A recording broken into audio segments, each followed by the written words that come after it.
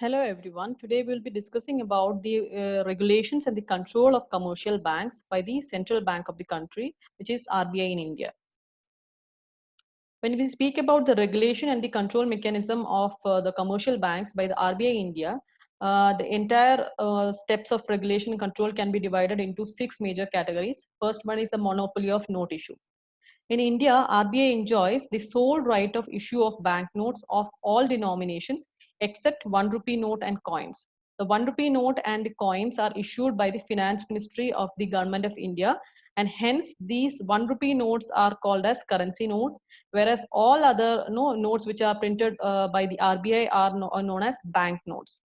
Okay, second regulation or control mechanism of RBI, which is imposed on commercial bank, is called bankers bank and lender of the last resort. In accordance with the provisions of the Banking Companies Act of 1949, every scheduled bank in the country must keep a cash balance with the RBI as a certain percentage of its demand and time liabilities. Okay, the objectives of this requirement is twofold.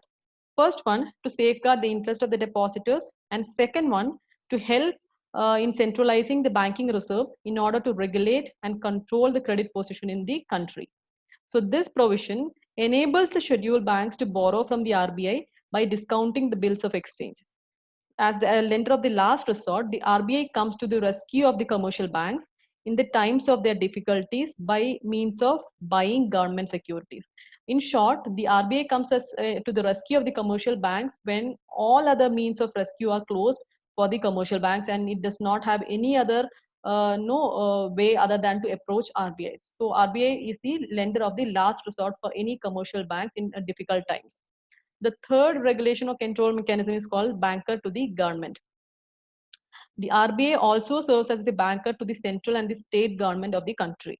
Okay, it accepts all money which is due to the government, carries out the public debt, and also the short-term government securities like treasury bills. It performs similar functions for the state governments also. The fourth mechanism is known as controller of credit. The central bank or the RBI is given wide powers by the Banking Regulation Act of 1949 and the Central Bank Act of 1934 to control the volume of credit of the country. Okay, and the central bank or RBI uses various mechanisms for this process of controlling of credit. It sometimes exercises it through the process of controlling the interest rate, like by reducing the repo rates or reverse repo rates, or by increasing in those, by using those mechanisms, or sometimes by directly interfering in the markets using its open market operations. So these are the mechanisms that RBI uses for controlling the credit. The fifth mechanism is known as RBI as Bank of Clearance. Okay, as the central bank or the RBI holds the cash reserves of the commercial banks, it is easy and convenient for the central bank to act as the bank of clearance to settle interbank claims.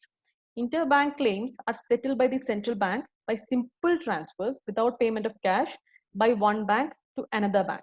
Okay, and the work of the central clearance was first developed by the Bank of England, but later on it was adopted by several countries. And the last regulation mechanism is called central bank as the custodian of cash reserves of the commercial bank. Every commercial bank in India has to maintain a certain percentage of its demand and time liabilities with the RBI, either in the form of cash reserves or no, in the form of currency or bullions or those kind of things, either on account of long-term establishment convention or on account of legal compulsion. It is because of the holding of the cash reserve of the commercial bank, the central bank is called the bankers bank. So these are the different regulation and the control mechanism of the commercial banks, which is enforced by the RBI in our country. I just hope this gives a very good picture of the various control and regulation mechanism of RBI in the country. Thank you.